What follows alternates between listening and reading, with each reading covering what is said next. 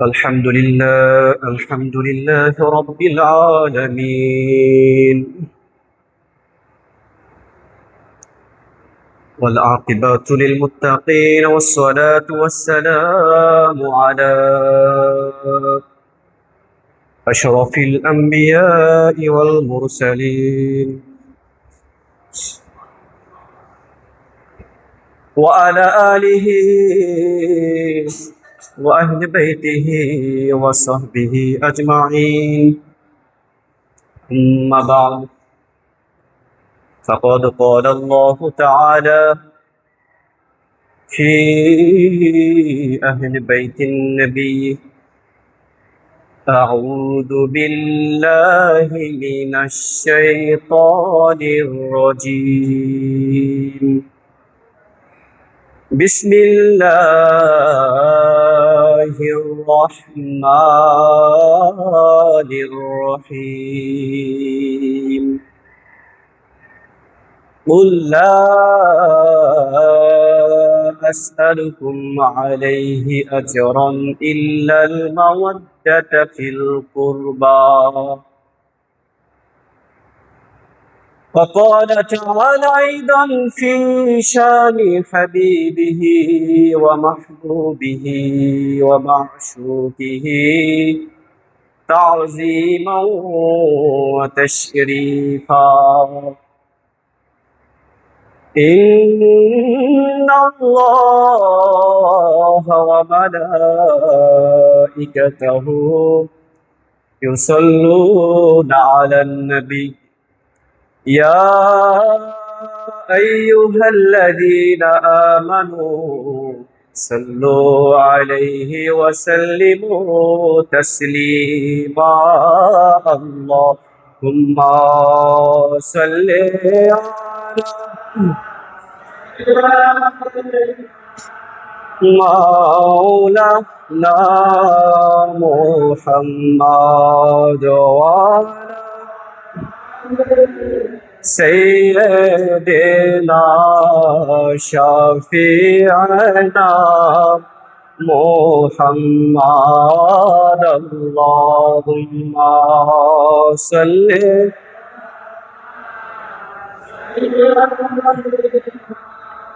مولانا محمد وعلى سيدنا شفيع محمد. اللهم صل على سيدنا مولانا محمد وعلى سيدنا شفيع तेरी नस्ल पाक में है बाचा बाचा नूर का तू है ऐने नूर तेरा सब घराना नूर का। अल्लाहुम्मा सल्ले सैयदना मुहम्मद वाला सैयदना शफीअना मुहम्मद। अल्लाहुम्मा सल्ले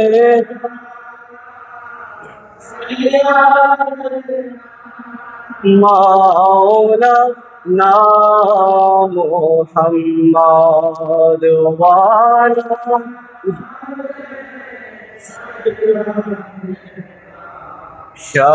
शफीअना। अल्लाह अल्लाह अल्लाह ला इलाहा अहो अल्लाह अल्लाह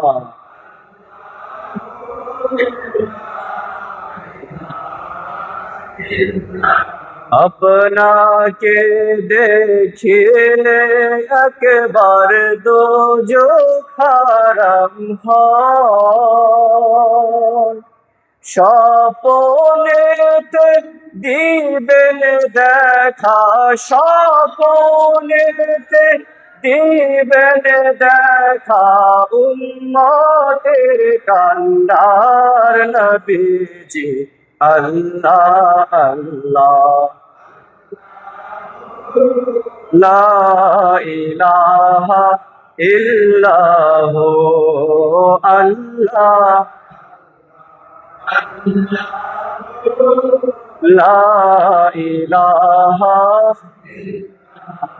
বেলায়েতের বাদশাহ আলী নবীর জানের জান, বেলায়েতের বাদশাহ আলী নবীর জানে, মা ফাতেমা হাসান হুসাইন, মা ফাতেমা হুসাইন শাহে দো জাহান নবীজি। আল্লাহ আল্লাহ লা ইলাহা ইল্লাহু, আল্লাহ আল্লাহ লা ইলাহা লা ইলাহা ইল্লাল্লাহু মুহাম্মাদুর রাসূলুল্লাহ সাল্লাল্লাহু আলাইহি ওয়া আলিহি ওয়াসাল্লাম। মুআজ্জাজ মুহতারাম, সম্মানিত হাজরানে মজলিস, আমার পীর ভাইয়েরা, মহান তাবারক তাআলা দরবারে সর্বপ্রথম লাখ লাখ কোটি কোটি শুকরিয়া জ্ঞাপন করি যে মহান রব্বুল আলামিন আজ এক ঐতিহাসিক রজনী 29শে এপ্রিল আমাদের আকা, আমাদের মাওলা, আমাদের সরতাজ মিদনাপুর দরবার শরীফের সদরনশীন বড় হুজুর পাক কিবলা কাবা ইনার আজ 20তম আগমন দিবস উপলক্ষ করে আমাদেরকে দূর দূরান্ত থেকে আঞ্জুমানে কাদরিয়া দৌলতদিয়া খানকা শরীফে আমাদেরকে হাজির করেছেন। আমরা হাজির হতে পেরেছি, এজন্য সর্বপ্রথম মহান আল্লাহ রাব্বুল আলামিনের দরবারে লাখ কোটি শুকরিয়ার স্বরূপ একবার জোরে সোরে মন প্রাণ খুলে উচ্চ আওয়াজের সহিত বলি আলহামদুলিল্লাহ। উপস্থিত সম্মানিত আমার পীর ভাইয়েরা, পর্দার আড়ালে মা ও বোনেরা, পীর বোনেরা, সকলের প্রতি রইল আমার আন্তরিক সালাম। আসসালামু আলাইকুম ওয়া রাহমাতুল্লাহি ওয়া বারাকাতুহু। আজ থেকে ঠিক 20 বছর আগে 2006 ইংরেজি 29শে এপ্রিলে এই দৌলতদিয়া পূর্ণভূমিতে এক ঈদের দিন ছিল, ঠিক কিনা? যখন হুজুর পাক এখানে আগমন করেন, চারদিকে কত লোকারণ্য ছিল। আপনারা যারা ওই দিন ছিলেন, প্রত্যক্ষ করেছিলেন, আপনাদের এই বিষয়টা জানার কথা। কি ওই দিন একটা ঈদের দিন ছিল না? ঈদের দিন কেন ছিল? এই যে জায়গাটা খানকা শরীফ হয়েছে, এর চারপাশে এটা ছিল নদী। কি ছিল? আপনারা যারা মুরব্বী কেরাম আছেন স্থানীয়, আপনারা কি আমি ভুল বলেছি? এটা ছিল একটা নদী। এমনকি বর্তমানে যে ইমামবাড়া পাক আছে, ইমামবাড়া পাক তো এই সেদিনকে কথা, সেদিন তো নদী ছিল। 2012-13 দিকে এটা ড্রেজার দিয়ে ভরে এটা সমপূরণ বা সমান করা হয়েছে। তো এটা সম্পূর্ণ নদী ছিল এবং এই স্থানে এই পাশে নৌকা ভিড়ত, কাদাময় জমিন ছিল, অত্যন্ত গর্ত ছিল, এখানে অনেক গাড়া ছিল। কিন্তু আজ দেখেন এমনই একটা জায়গায় আওলাদে রসুল, আওলাদে গওসে পাকের কদম পড়ার সৌভাগ্যক্রমে আজ এই জায়গাটা অত্যন্ত দামি হয়ে গেছে। সুবহানাল্লাহ। তাই না? তো এই জন্য 2006 সালের 29 এপ্রিল অত্র এলাকার আমাদের জন্য ছিল একটা ঈদের দিন, বলুন সুবহানাল্লাহ। তো আজ হুজুর পাকের 20তম আগমন দিবস। আপনারা যারা 2006 সালের 29 এপ্রিল এখানে উপস্থিত ছিলেন, আমি কিছু স্মরণ করছি, স্মৃতিচারণ করছি। সর্বপ্রথম আমি 2006 সালের এই দৌলতদিয়া খানকা শরীফ থেকেই আমাদের আকা, আমাদের মাওলা বড় হুজুর পাক কিবলাউকাবাকে আমি দর্শন করেছি, বলুন সুবহানাল্লাহ। আপনারা যারা দেখেছেন এবং হুজুর পাক এখানে বায়াতও করেছিলেন, 2006 সালের হুজুর পাকের আমি দেখেছি তখন এই যে বর্তমান ইমামবাড়া পাক, তো ইমামবাড়া পাকের সামনে যে নারিকেল গাছ এবং আম গাছের সারি, ঠিক ওইখানে দাঁড়িয়ে আমি আমার মায়ের সাথে দাঁড়িয়ে হুজুর পাককে দেখেছিলাম। তখন হুজুর পাকের আবরণ ছিল, অর্থাৎ একটা আভায়া, উপরে কালো রঙের একটা আভায়া ছিল হুজুর পাকের। তখন হুজুর পাক খানকা শরীফের সর্বোচ্চ উপরে যে সিঁড়ি, ওখান দিয়ে উপরে উঠতেছিলেন। তো তখন আমি সর্বপ্রথম হুজুর পাককে দেখেছি। তো তারপরে 2012 সালে হুজুর পাক আসলেন, তখন আমি মাদ্রাসা পাকের ছাত্র, তখন 5ম শ্রেণীতে আমরা পড়ি। তো দেখেন আমাদেরকে হুজুর পাক অত্যন্ত ভালোবাসতেন। এখানে বেশ কয়েকদিন হুজুর পাক 2012 সালে ছিলেন, অর্থাৎ খানকা শরীফে, দৌলতদিয়া খানকা শরীফে হুজুর পাক 2বার আসছেন। কয়বার? বড় হুজুর পাক কিবলাউকাবা আজকে যাহার আগমন দিবস উপলক্ষ করে আমরা এখানে এসেছি। তো বড় হুজুর পাক কিবলাউকাবা দৌলতদিয়া খানকা শরীফে 2বার আসছেন। কয়বার? তো 2012 সালে যখন আসলেন, তখন মাদ্রাসা পাকের সকল ছাত্রদেরকে এইখানে আমাদেরকে জিয়ারত দিয়েছে হুজুর পাক। এখানে দেন হুজুর পাক অনেকক্ষণ ধরে আমাদেরকে জিয়ারত দিয়েছিলেন এবং মাদ্রাসা পাকের প্রত্যেকটা ছাত্রকে হুজুর পাক অত্যন্ত ভালোবাসতেন। তো তারপর তো আর হুজুর পাক আমাদের সৌভাগ্য বা আমাদেরই দুর্ভাগ্য বলি এটা, যে হুজুর পাক আমাদেরকে আর বাংলাদেশে আমাদেরকে জিয়ারত দেন। তারপরে হয়তো আমরা ইন্ডিয়াতে গিয়েছি, মেদিনীপুর পাকে গিয়েছি, দায়রা পাকে আমরা জিয়ারত পেয়েছি, কেউ চালুয়ার পাকে পেয়েছে, কিন্তু বাংলার জমিনেতে আমরা 2012 সালে জিয়ারত পেয়েছি। তো দেখেন আমি যেটা বলতে যাচ্ছি, যে হুজুর পাক এখানে আগমন করলে দিন দিন এই স্থানটা একটা জান্নাতি পরিবেশ সৃষ্টি হয়েছে এখানে। এটার কারণ কি জানেন? এখানে এই জমিনে নূরের একটা স্পর্শ লেগেছে, বলুন সুবহানাল্লাহ। 2006 সালের দিকে যদি আমরা স্মরণ করি, হুজুর পাক যখন যেখান দিয়ে হেঁটে যেতেন, এই স্থানটা ছিল অত্যন্ত বালুময়, একেবারে টাটকা বালু। তো হুজুর পাক যেখানে কদম মোবারক রেখেছিলেন, আমরা ওই স্থান থেকে মাটি মোবারক নিয়েছিলাম এবং ওই মাটি মোবারক আমি নিজে খেয়েছি। এটা কেন? কারণ ওখানে হুজুর পাক কদম মোবারক ফেলেছেন। এই কদম মোবারকের অনেক ফজিলত। আপনারা যারা হজে গিয়েছেন বা হজে গিয়ে দেখবেন, কাবা শরীফের পাশে একটা পাথর আছে, তার নাম হচ্ছে মাকামে ইব্রাহিম। কি নাম? মাকামে ইব্রাহিম। কোরআন পাকের মধ্যে বলা হয়েছে, তোমরা এই মাকামে ইব্রাহিমকে নামাজের জায়গা হিসেবে গ্রহণ করো, বলুন সুবহানাল্লাহ। তো এই মাকামে ইব্রাহিমকে আল্লাহ পাক নামাজের জায়গা বানাতে বলেছেন কেন? এই পাথরটাকে ওখানে রাখা হলো কেন? যদি আমরা সেই পূর্বের ইতিহাসে যাই, তাহলে রসুল পাক সাল্লাল্লাহু আলাইহি ওয়াসাল্লামের জাদ্দে আমজাদ হযরত ইব্রাহিম আলাইহিস সালাম যখন কাবা শরীফ নির্মাণ করলেন, তখন এই মাকাম ইব্রাহিম নামক পাথরটা আপনার সিঁড়ির মতো কাজ করেছে, মোয়ের মতো কাজ করেছে। তো যখন ওই পাথরে দাঁড়াতেন, উপরে কাজ করার জন্য যখন ইচ্ছা পোষণ করতেন, ওই পাথরটা অটোমেটিক ওনাকে ওই স্থানে নিয়ে যেত, সুবহানাল্লাহ। এই পাথরটা স্মৃতি হিসেবে এখনো রয়েছে। সমগ্র হাজীদেরকে ওই মাকাম ইব্রাহিমের সামনে 2 রাকাত নামাজ পড়তে হয়। কয় রাকাত? তো 2 রাকাতের হেতুটা কি, কারণ কি? এর কারণ হচ্ছে হযরত ইব্রাহিম আলাইহিস সালাম ওই মাকাম ইব্রাহিমিতে পা রেখেছেন, পা মোবারক রেখেছেন। তো ওই পায়ের স্পর্শের কারণে সাধারণ একটা পাথরের মর্যাদা অনেক উচ্চ স্তরে পৌঁছে গেছে, বলুন সুবহানাল্লাহ। তো ওই নূর, ওই খুন মোবারক তো আমার বড় হুজুর পাক কিবলাউকাবার মধ্যে রয়েছে, বলুন সুবহানাল্লাহ। তো উনি যখন এই দৌলতদিয়ার পুণ্যভূমিতে পা মোবারক রাখলেন, কদম মোবারক রাখলেন, এই এলাকাটা একেবারে নূরান্বিত হয়ে গেছে, বলুন সুবহানাল্লাহ। জীবনে কল্পনা করতে পারেনি অত্র এলাকা যারা আছেন দৌলতদিয়া ইউনিয়ন বা গলন্দের মধ্যে, এখানে এত সুন্দর মনোরম পরিবেশে একটা মাদ্রাসা পাক হবে। জীবনে কখনো কল্পনা করতে পারেনি যে এখানে দৌলতদিয়ার পুণ্যভূমিতে হযরত ইমাম আলী আসগর আলাইহিস সালাম পাকের নাম মোবারকে একটা ইমামবাড়া শরীফ হবে। এটা কেন হয়েছে জানেন? বড়জুর পাক কেবল কাবা এখানে কদম মুবারকের বদলতে, বলো সুবহানাল্লাহ। এটা বিশ্বাস করতে হবে এবং এটাই সত্য। এটার প্রেক্ষাপট যে আমরা দেখি, আমরা আরেকটু আগে যদি যাই, যে রাসূল পাক সাল্লাল্লাহু আলাইহি সাল্লাম যখন মক্কা শরীফ থেকে মদিনাতে হিজরত করে গেলেন, তখন কিন্তু মদিনা শরীফের নাম মদিনা শরীফ ছিল না। তখন মদিনা শরীফের নাম ছিল ইয়াসরিব। কি নাম ছিল? ইয়াসরিব। তো ইয়াসরিব শব্দের অর্থ হচ্ছে অলক্ষণে জায়গা, যেটার মধ্যে কোনো বরকত নেই।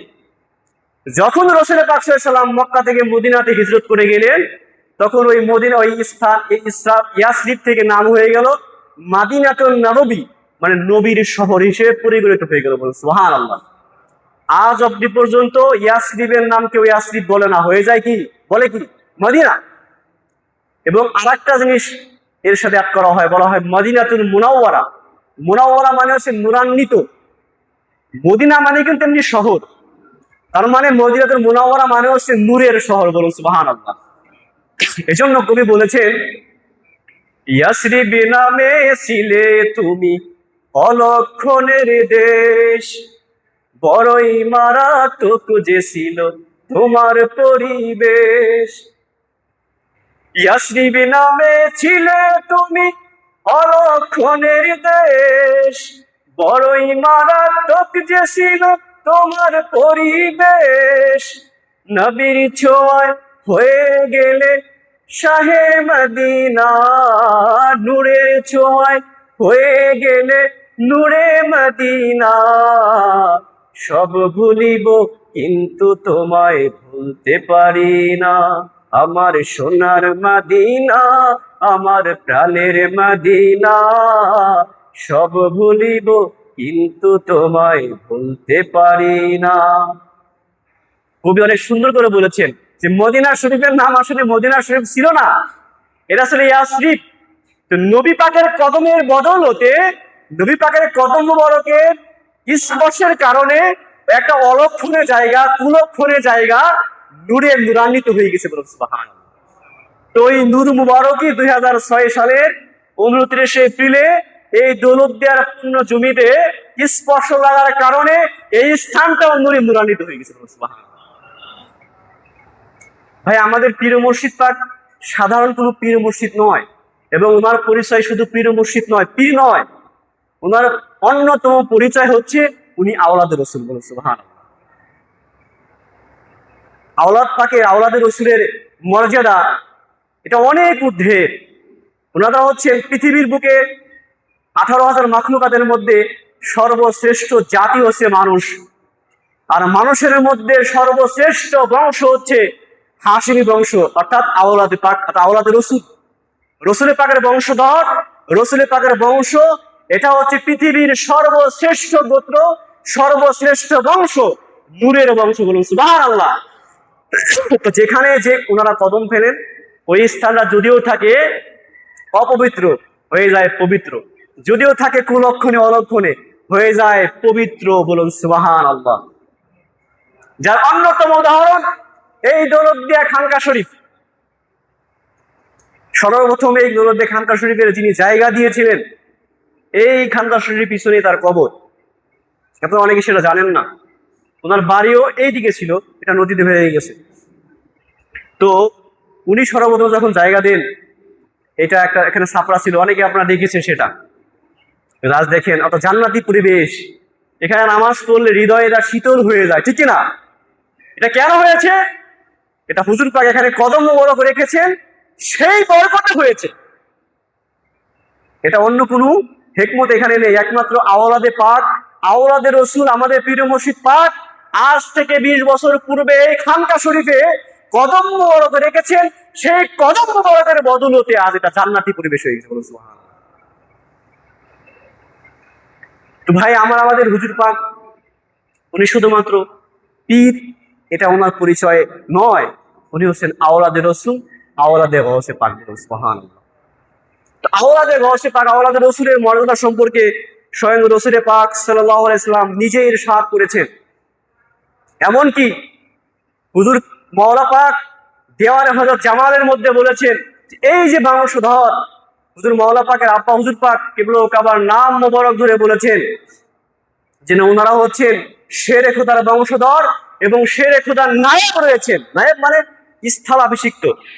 যেমন হুজুর মাওলা পাক দেওয়ানে পাকের মধ্যে বলেছেন, পীরে রखे ताहू जबर दास्ते ना क्यों शेरे बानो, पीरे रखे ताहू जबर दास्ते ना क्यों शेरे बानो, शेख है मेहरे आली नाइब है दरे अपना, शेख है मुर्शिद अली नाइब है दरे अपना, शेख है इरशाद अली नाइब है दरे अपना, शेख है मुस्तरशिद अली नाइब है दरे अपना, शेख है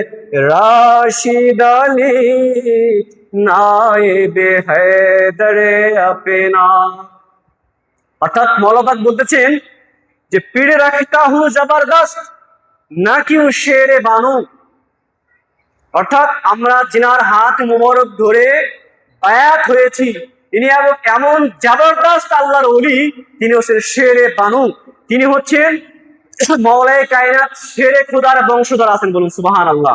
এমনকি শুধু তাই নয়, শেখ হায় মেহের আলী, মুর্শিদ আলী, ইরশাদ আলী, মুস্তারশিদ আলী, রশিদ আলী আল কাদরি, এনারা সকলেই মৌলা আলীর নায়েব রয়েছেন, বলুন সুবহানাল্লাহ। নায়েব মানে স্থলাভিষিক্ত আছেন। অপর লাইনের মধ্যে মাওলা পাক বলেছেন যে উনকি রইয়াত কি না কিউ না হো আই লে লেকায়ে মুরতাজা, অতএব তিনাদের জিয়ারত করলে, তিনাদের দর্শন করলে নিঃসন্দেহে মাওলা আলীর জিয়ারত হয়ে যাবে,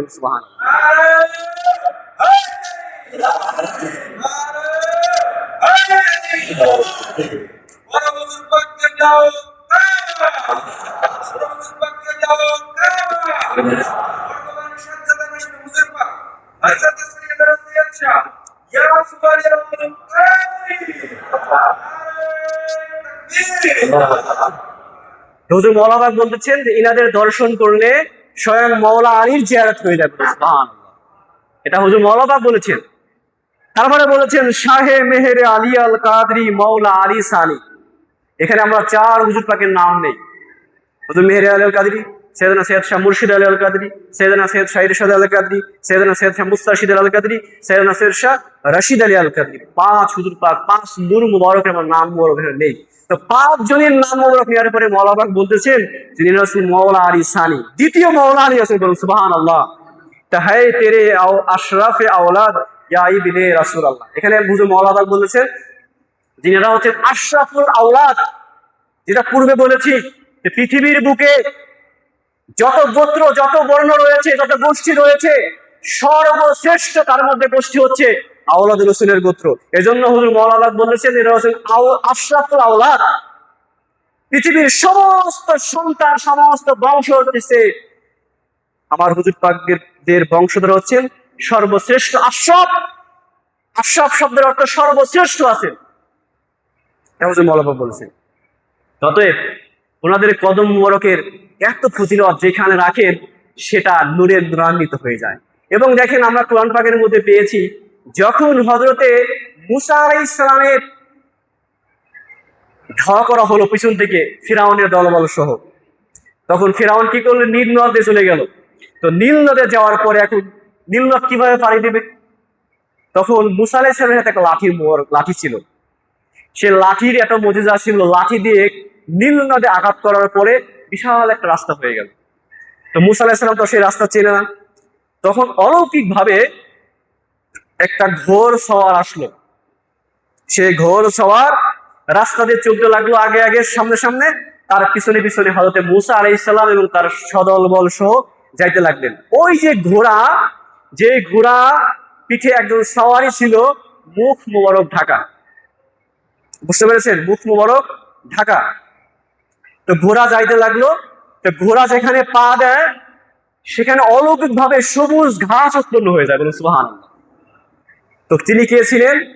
তিনি ছিলেন শাহেনশাহ বাগদাদ, হুজুরে গাউসে পাক, পিরানে পীর মিরানে মীর রওশন জামি শেখ আবু মুহাম্মদ আব্দুল কাদের জিলানী আল হাসান আল হুসাইনি রুহানি ভাবে সেখানে গিয়ে হযরত মুসা আলাইহিস সালামকে পথ দেখাচ্ছিলেন, বলুন সুবহানাল্লাহ। এটা হুজুর মাওলানা পাক, হুজুর পীর মুর্শিদ পাক নিজে বলেছেন যে কি বলে হুজুর গাউসে পাক, যে হযরত মুসা আলাইহিস সালামের হাতে যে লাঠি মোবারক ছিল, ওই লাঠি হচ্ছে আমি হুজুর গাউসে পাকের 40টি সাহায্যকারী লাঠির একটি লাঠি, বলুন সুবহানাল্লাহ। কুদরতি লাঠি মোবারক ছিল। তো দেখেন একটা ঘোড়া হুজুর গাউসে পাকের রুহানি ভাবে যে ঘোড়ায় সওয়ার হয়েছিলেন, সেই ঘোড়া যেখানে যায়, যেখানে পা রাখে, সেই পায়ের বদৌলতে সেখানে যদি নতুন ভাবে সবুজ ঘাস উৎপন্ন হয়ে থাকে, তাহলে ওই হুজুরে গাউসে পাকের নায়েক এই দৌলতদিয়ার পূর্ণভূমিতে পা মোবারক রেখেছেন। সরাসরি পা, এটা কোনো অন্য কোনো মাধ্যমে নয়, সরাসরি পা মোবারক রাখার কারণে এখানে কি হতে পারে, তার উৎকৃষ্ট উদাহরণ আপনারা নিজ চোখে দেখতেছেন। এখানে জান্নাতি পরিবেশে খানকা পাক হয়েছে, মসজিদুল গাউসিয়া হয়েছে, একটা নুরান্বিত মাদ্রাসা পাক হয়েছে, ইমামবাড়া পাক হয়েছে। এটা নূরের স্পর্শের কারণে। এই নূর মুবারকের আপনারা কি বলবো, সরাসরি হুজুর পাকে দেখেছেন। উনি এমন জবরদস্ত আল্লাহর ওলি ছিলেন, যখন কোনো ব্যক্তি হাজত নিয়ে, যখন কোনো ব্যক্তি, কোনো মুরিদ, কোনো পীর ভাই হুজুর পাকের কাছে গিয়ে আরজি করেছেন, আর হুজুর পাক ওই 4 নম্বর পাক থেকে জানালা মুবারক খুলে দু হাত গোলাপের ন্যায় দুটো পবিত্র জান্নাতি হাত মুবারক উঁচু করে যার জন্য ধরেছেন যে ভাই মাদাদগার, হুজুর গাউসে পাক মাদাদগার হো গিয়া, এটুকু বলেছেন। হুজুর পাক হাত তুলেছেন, তার আশা, তার আরজি তৎক্ষণাৎ আল্লাহ পাক কবুল করে নিয়েছেন, বলুন সুবহানাল্লাহ। পৃথিবীর এমন কোন পীর ভাই বা এমন কোন ব্যক্তি বলতে পারবে না যে হুজুর পাক কেবল কাবা যার জন্য দোয়া করেছেন, যার জন্য দু হাত তুলেছেন, শুধুমাত্র তার আরজি কবুল হয় নাই, তার দোয়া কবুল হয় নাই, তার মনের আশা কবুল হয় নাই, এরকম ব্যক্তি পৃথিবীতে নাই। তার চাক্ষুষ প্রমাণ আপনার সকলেই। আমি তো আপনাদের সন্তান বয়সী, তা আমার সে আপনারা এই বিষয়টা ভালো জানেন যে হুজুর পাক যার জন্য দোয়া করেছেন। এখানে আমার পূর্বে আমার ছোট ভাইয়েরা বা মাদ্রাসা পাকের ছাত্র ভাইয়েরা যে ওয়াজ করলেন যে হুজুর পাক কারো সন্তানের জন্য দোয়া করেছেন, সন্তান হয়েছে। এর অনেক উদাহরণ রয়েছে। আজ এখানে খানকা পাকে অনেক পীর ভাই, পীর বোনেরা হাজির হয়েছেন, হুজুর পাক কিবলা দোয়া করেছেন, সেই দোয়ার বদৌলতে সন্তান হয়েছে। এটাও হাদিস পাকে রয়েছে যে আল্লাহর ওলি যারা আল্লাহ পাকের বাকাবিল্লাহ স্তরে পৌঁছে যান, অর্থাৎ আল্লাহ পাকের জাতে পাকের সাথে যারা মিশে যান, তারা যখন আল্লাহ পাকের কাছে কোনো কিছু চান, আল্লাহ পাক ওইটা দিতে তৎক্ষণাৎ দিয়ে দেন, তৎক্ষণাৎ কবুল করে নেন। এটা স্পষ্ট হাদিস পাকের মধ্যে রয়েছে। যাই হোক, এবার রাসূল পাক সাল্লাল্লাহু আলাইহি ওয়াসাল্লাম বলেছেন যে এই আওলাদ পাক আমার বংশধর, রাসূল পাক বলেছেন আমার বংশধর আমার আওলাদ পাকের মহাব্বত ব্যতীত ঈমানদার হতে পারবে না। এখন তো ভাই আমাদেরকে এটা ইলজাম দেওয়া হয় যে আপনি আহলে বাইত পাকের মহাব্বত রাখেন, আপনি আওলাদে রাসূলের মহাব্বত করেন, কিন্তু ভাই আপনি তো এই আমল করেন না, ওই আমল করেন না, এটা করেন না, ওটা করেন না। ভাই এই আমলগুলো হচ্ছে ইমানদারের আমল। আপনার যদি ইমানই না থাকে, তাহলে এই আমল আপনার 4 পয়সার কোনো উপকার দিবে না। এই আমল আপনার 4 পয়সার উপকার দেবে না। যত ইবাদত করা হোক না কেন, এই ইবাদত আপনার কোনো উপকার দেবে না। রাসূল পাক সাল্লাল্লাহু আলাইহি ওয়াসাল্লাম স্পষ্ট করে বলেছেন, যে ব্যক্তি ইমানদার হতে চায়, আল্লাহর কোনো বান্দা ইমানদার হতে চায়, সে যদি পৃথিবীর সমগ্র মানুষ, এমনকি একজন ব্যক্তি সবচেয়ে বেশি ভালোবাসে কাকে? নিজের সন্তানকে, নিজের পিতা মাতাকে, আত্মীয় স্বজনকে, নিজের ওয়াইফকে। কিন্তু রাসূল পাক বলতেছেন এই ভালোবাসা আল্লাহ পাকের কাছে গ্রহণযোগ্য হবে না ইমানের জন্য। তাহলে কি করতে হবে? রাসূল পাক সাল্লাল্লাহু আলাইহি ওয়াসাল্লাম স্পষ্ট করে বললেন যে হাদিস শরীফটি মুজামুল কাবিরের মধ্যে হযরত ইমাম তাবারানী রাহমাতুল্লাহ আলাইহি ইরশাদ করেছেন, রাসূল পাক বললেন যে লা ইউমিনু আবদুন হাত্তা আকুনা হাব্বা ইলাইহি মিন নাফসিহি ওয়া আহলি আহাব্বা ইলাইহি মিন আহলিহি ওয়া যাতি আহাব্বা ইলাইহি মিন যাতিহি। হে আমার উম্মতগণ, হে আমার সাহাবীগণ, কিয়ামত পর্যন্ত যত উম্মত আসবে তোমরা শুনে রাখো, তোমরা ততক্ষণ পর্যন্ত ইমানদার হতে পারবে না যতক্ষণ না পর্যন্ত তোমরা আমাকে তোমার নিজের সত্তা থেকে আমাকে ভালো না বাসবে, ততক্ষণ পর্যন্ত তুমি ইমানদার হতে পারবে না। রাসূল পাক এটা বলে ক্ষান্ত হননি, রাসূল পাক এটা বলে শেষ করেননি। রাসূল পাক আবার বললেন, ওয়া আহলি মান ইলাইহি মিন আহলিহি ওয়া আহলি আহাব্বা ইলাইহি মিন আহলিহি। আমার পরিবার রয়েছে, আমার ইতরাত রয়েছে, আমার আহলে বায়াত রয়েছে, যার ব্যাপারে রাসূল পাক 1,25,000 সাহাবীদের সামনে বিদায় হজের ভাষণে বলেছেন, তারাক্তু ফিকুম, তোমাদের মাঝে আমি ছেড়ে যাচ্ছি, তারাক্তু ফিকুম আমরাইন, তোমাদের মাঝে আমি দুইটি বস্তু ছেড়ে যাচ্ছি, যেই দুইটি বস্তু যদি তোমরা আঁকড়ে ধরো লান তাদিল্লু, তোমরা কখনো গোমরা হবে না। কিতাবাল্লাহি ওয়া ইতরাতি আহলি বাইতি, এক নম্বর হচ্ছে আল্লাহ প্রদত্ত মহান গ্রন্থ আল কোরআন এবং আমার আহলে বাইত, বলুন সুবহানাল্লাহ। এই দুইটি বস্তুর কথা রাসূল পাক বিদায় হজের ভাষণে বলেছে। এই হাদিসগুলো আমরাই বলি একমাত্র আহলে বাইত পাকিবাদের শানে। আমি তো বিভিন্ন মাদ্রাসায় পড়েছি, এই হাদিসগুলো বলে না। তারা বলে কি জানেন? দুইটি কথা বলে, একটা কোরআন একটা হাদিস, একটা কোরআন একটা হাদিস। আরে ভাই, রাসূল পাকের এই সুন্নাহ, রাসূল পাকের এই হাদিস, এটা কোরআনের পাকেরই ব্যাখ্যা। কথা বুঝতে পেরেছেন? তো যদি কোরআনের পাকের ব্যাখ্যা হাদিস হয়ে থাকে, তাহলে তো রশি হওয়ার জন্য দুইটি আল লাগবে, দুইটি, একটা রশির হতে তো একটা জিনিস যে রশি হবে না, হবে? আল্লাহ পাক পবিত্র কোরআনের মধ্যে বলেছেন, ওয়া তাসিমু বিহাক্কিল্লাহি জামিয়া ওয়ালা তাফাররাকু, তোমরা আল্লাহ পাক রব্বুল আলামিনের রশিকে আঁকড়ে ধরো, এই রশি থেকে তোমরা কখনো বিচ্ছিন্ন হয়ো না। তো এই যে আল্লাহর রশি, এটা কি? আল্লাহ পাক উপর থেকে রশি ফিরে দিয়েছেন যে রশি ধরতে হবে না। এই আয়াতে পাকের ব্যাখ্যায় রাসূল পাক বলেছেন, আল্লাহর রশি হচ্ছে আল্লাহর কোরআন এবং আমি নবী পাকের আহলে বাইত, বলুন সুবহানাল্লাহ। তো অতএব আমরা যদি রাসূল পাকের সুন্নাহ বলি আলাদা করি, সুন্নাহ তো অবশ্যই মানতে হবে, এটা মানার জন্য। রাসূল পাকের সুন্নাহ, রাসূল পাকের হাদিস তো কোরআনের পাকের ব্যাখ্যা, এটা তো আলাদা কোনো বিষয় নয়। আলাদা আলাদা আলাদা কি হবে? আলাদা রাসূল পাক স্পষ্ট করে বলেছেন, তিরমিজি বলে দুইটা হাদিস আছে, সিয়াসিত তার কিতাবের মধ্যে স্পষ্ট বর্ণনা আছে, কিন্তু কোরআন এবং হাদিসের কথা সিয়াসিত তার কোনো কিতাবে নেই। যেটা আগে গুরুত্বপূর্ণ সেটা বলে না, আমাদেরকে বলে কি কোরআন এবং হাদিস। যাই হোক, স্পষ্ট কথা, রাসূল পাক সাল্লাল্লাহু আলাইহি ওয়াসাল্লাম বলেছেন, তোমাদের মাঝে আমি দুইটি বস্তু রেখে যাচ্ছি, একটা হচ্ছে আল্লাহর কোরআন এবং আমার ইতরাত, আমার আহলে বাইত। এটা স্পষ্ট বলে দিয়েছেন বিদায় হজের ভাষণে। যেটা বলতেছিলাম, যে রাসূল পাক সাল্লাল্লাহু আলাইহি ওয়াসাল্লাম বললেন যে আমি রাসূল পাককে ভালোবাসতে হবে তোমার নিজের সত্তা থেকে, তোমার নিজের জান থেকে আমাকে বেশি ভালোবাসতে হবে, তারপর তোমার পরিবারের সবার থেকে আমার আহলে বাইত, আমার পরিবারকে ভালোবাসতে হবে, তাহলে তুমি পরিপূর্ণ ইমানদার হতে পারবে। তারপরে বললেন, ওয়া যাতি আহাব্বা ইলাইহি মিন যাতিহি, তোমার সত্তা, তোমার নিজের জীবনের থেকে আমার পরিবার, আমি রাসূল পাক সাল্লাল্লাহু আলাইহি ওয়াসাল্লামের সত্তাকে বেশি ভালোবাসতে হবে, তাহলে আমরা পরিপূর্ণ ইমানদার হতে পারবো। এই পরিপূর্ণ ইমানদারের জন্যই নামাজ, এই পরিপূর্ণ ইমানদারের জন্যই হাজ, এই পরিপূর্ণ ইমানদারের জন্য অন্যান্য সমস্ত আমল। তো ভাই, ইবলিস তো নামাজ পড়েছে, রোজা রেখেছে বা অন্য আমল করেছে, ওর আমলে কোনো কাজ দেবে?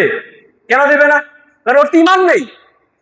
আর ইমান রাখার পরে আপনি যতটুকু আমল করবেন ততটুকু আমলই আপনার জন্য মাকবুল, আপনার সেটা গ্রহণ করা হবে, আল্লাহ পাক সেই আমলের বদলা দিবেন। তা আল্লাহ পাক রব্বুল আলামিনের কাছে গ্রহণযোগ্য আমলের জন্য আগে কি করতে হবে? ঈমান রাখতে হবে। এছাড়া রাসূল পাক সাল্লাল্লাহু আলাইহি ওয়াসাল্লাম বললেন, আমার আওলাদ পাক তোমাদের জন্য নূহ নবীর কিস্তি নেন। কি বললেন? নূহ নবীর কিস্তি নেন। আপনারা নূহ আলাইহিস সালামের জামানার ঘটনা শুনেছেন, সমগ্র দুনিয়া প্লাবিত হয়ে গিয়েছিল পানিতে, সমস্ত দুনিয়ার সবাই মারা গিয়েছিল সেই প্লাবনে পড়ে। কারা মারা যায় নাই? যারা ওই নৌকাতে উঠতে পেরেছে, যাদেরকে উঠানো হয়েছিল, তারাই একমাত্র রক্ষা পেয়েছে, আর বাকি সব ধ্বংস হয়ে গিয়েছে। তো রাসূল পাক সাল্লাল্লাহু আলাইহি ওয়াসাল্লাম বললেন, আমার আওলাদ, আমার আহলে বাইত এই দুনিয়ার এখনো পর্যন্ত এটা নূহ নবীর কিস্তির ন্যায় আছে। এবং এটা তখনও পর্যন্ত থাকবে কিয়ামতের ময়দানে হাউজে কাউসারে এসে যতক্ষণ না পর্যন্ত আমার সাথে মিলিত না হবে, ততক্ষণ না পর্যন্ত এই যে দুই রশি, একটা আহলে বাইত একটা কোরআন, এই দুটি কখনো একটা আরেকটার থেকে আলাদা হবে না। এখনো পর্যন্ত তাহলে নূহ নবীর কৃষ্টি আছে, তো এই কথা তো আমাদেরকে বলা হয় না। অতএব আমরা সৌভাগ্যবান, আমরা সৌভাগ্যবান যে আমরা বড়জুর পাক কিবলা কাবার হাতে মুরিদ হতে পেরেছি। আমরা সৌভাগ্যবান বর্তমান জামানা আকা আমাদের মাওলা, আমাদের রাহবার, আমাদের পীর ও মুর্শিদ সৈয়দনা সৈয়দ শাহ ইয়াসুফ আলী আল কাবরি আল হাসানি আল হুসাইনি হুজুর পাকের হাতে হাত রেখে আমরা বায়াত হতে পেরেছি। এটা আমাদের জন্য সৌভাগ্যের বিষয়।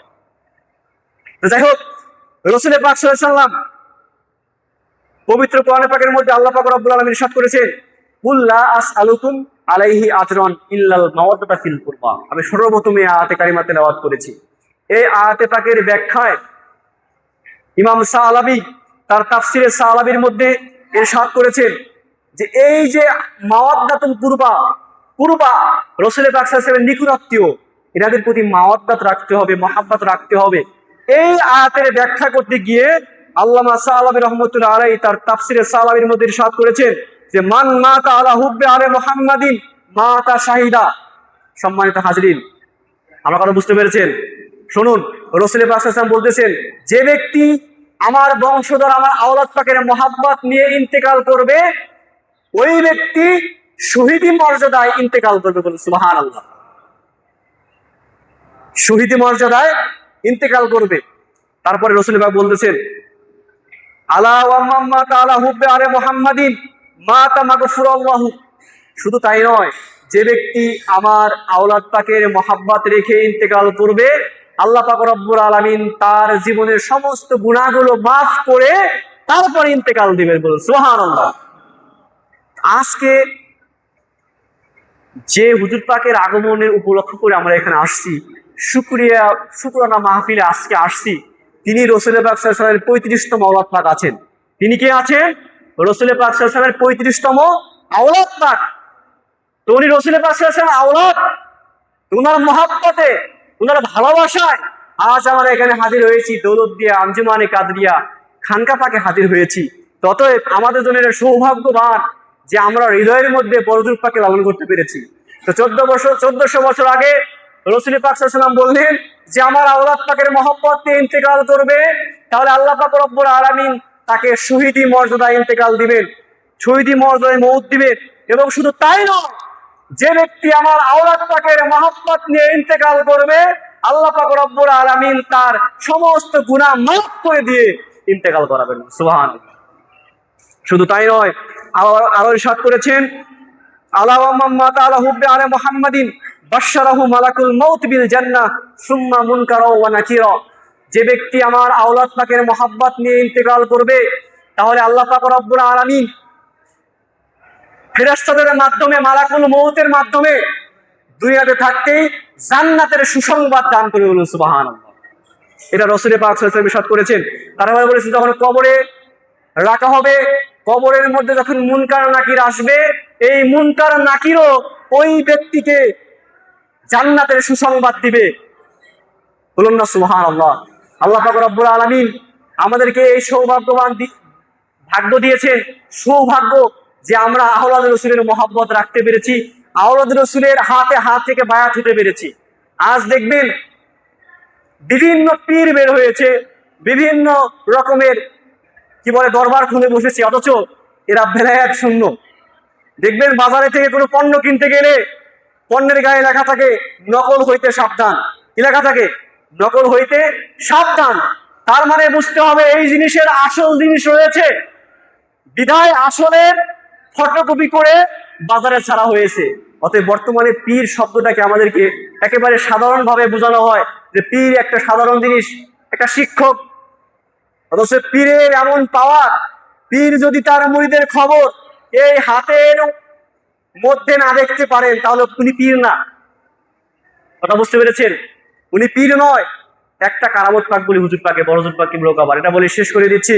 আমাদের মাদ্রাসা পাকের আমাদের সম্মানিত শিক্ষক, বাংলা শিক্ষক দেলোয়ার স্যার, যখন উনি পৃথিবীতে আসলেন, জন্মগ্রহণ করলেন, তখন ওনার আব্বা বড়জুর পাক কিবলা কাবার কাছে গিয়ে হাজির হয়ে ওনার নাম রাখার জন্য বললেন, হুজুর পাক, আমার এক ছেলে সন্তান হয়েছে, আমার ছেলেটার একটু নাম রেখে দেন। তখন বড়জুর পাক কিবলা কাবার তৎক্ষণাৎ বললেন যে ভাই, যে নাম রাখা হয়েছে ওটা ভালো।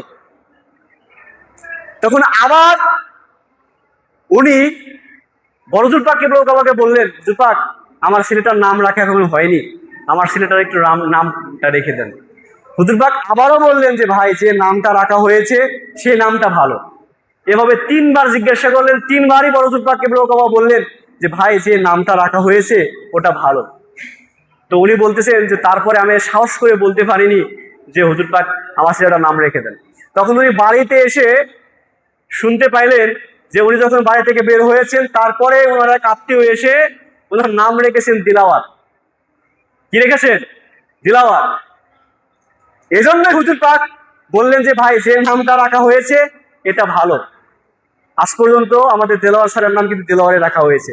তো ভাই, যেটা বলতেছিলাম যে পীর যদি হন, তিনি কামেলে মোকাম্মাল পীর হবেন, তিনি তার ভক্তের খবরে হাতের মুঠোর মধ্যে জানতে পারেন। যদি না জানতে পারেন তাহলে উনি পীর নয়, উনি ভণ্ড। তো আমাদের হুজুর পাক কিবলা কাবা, যেটা একটা মাত্র উদাহরণ আমি দিলাম, যে হুজুর পাকের কাছে নামের আর্জি করলেন, হুজুর পাক বললেন যে যে নামটা রাখা হয়েছে ওই নামটা ভালো। তো হুজুর পাককে আগে থেকে কে বলে দিল যে হুজুর পাক, ওনার নাম আগে থেকে রাখা হয়েছে? অতএব উনি একজন জবরদস্ত আল্লাহর ওলি ছিলেন। আমরা এই খানকা পাক থেকে হুজুর পাকের কাছে আরজিটুকু করব যে হুজুর পাক কিবলা কাবা যেন ওনার কদম মোবারকের নিচে আমাদের সমস্ত পীর ভাই পীর বোনদের ঠাঁই দেন, এবং আমাদের কিয়ামতের ময়দানে হুজুর পাক কিবলা কাবার মুরিদ মুতাকিদ হিসেবে কিয়ামতের ময়দানে উঠতে পারি। আল্লাহ যেন আমাদের সেই তৌফিক দেন। সকলে বলে আমিন। ওয়া আখির দাওয়ানা